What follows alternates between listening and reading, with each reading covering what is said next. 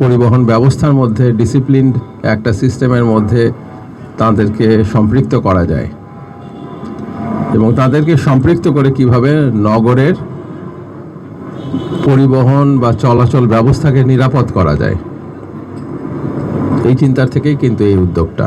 বিভিন্ন আন্দোলন সংগ্রাম আর্থসামাজিক ভূমিকায় তাদের অবস্থানটা কিন্তু অত্যন্ত জোরালো এবং তারা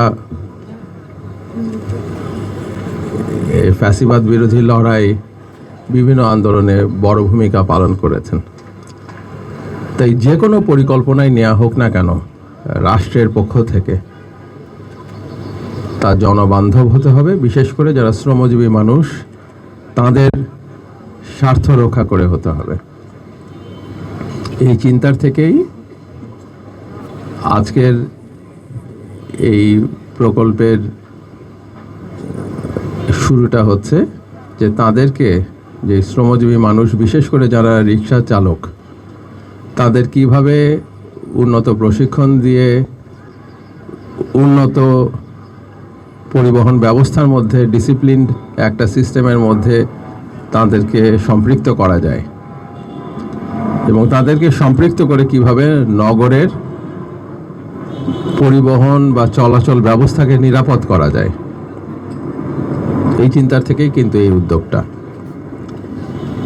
আমি ধন্যবাদ জানাচ্ছি যারা এটার জন্য ডিজাইন করেছেন, বুয়েটের এই প্রকৌশলী এবং যারা এটা নিয়ে কাজ করেছেন তাদেরকে, কারণ এটা পরিবেশ বান্ধব হিসেবে করা হয়েছে।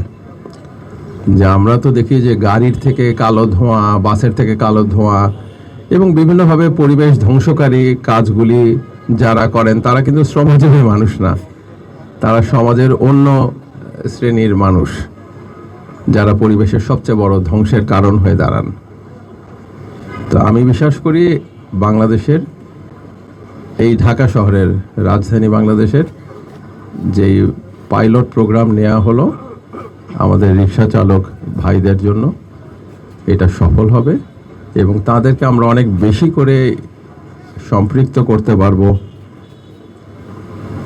এই আইনের, যেই ট্রাফিক আইন, এই ট্রাফিক আইনটা প্রশিক্ষণ দিয়ে, চালানোর ক্ষেত্রে প্রশিক্ষণ দিয়ে এবং তাদের জীবনের নিরাপত্তাটাও, যেমন একটা অ্যাক্সিডেন্ট হয়ে গেলে সাধারণ মানুষের পরিবার যতটা ক্ষতিগ্রস্ত হয় অন্যরা তো তেমনটা হয় না, তাই তাদের স্বার্থটাও সেইভাবে রক্ষা করে বিভিন্ন মন্ত্রণালয় একত্রিত হয়েছে।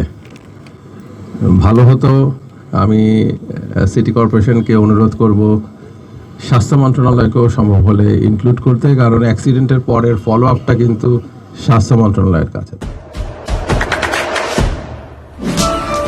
দেশে দেশে সবার সাথে দ্য নিউজ।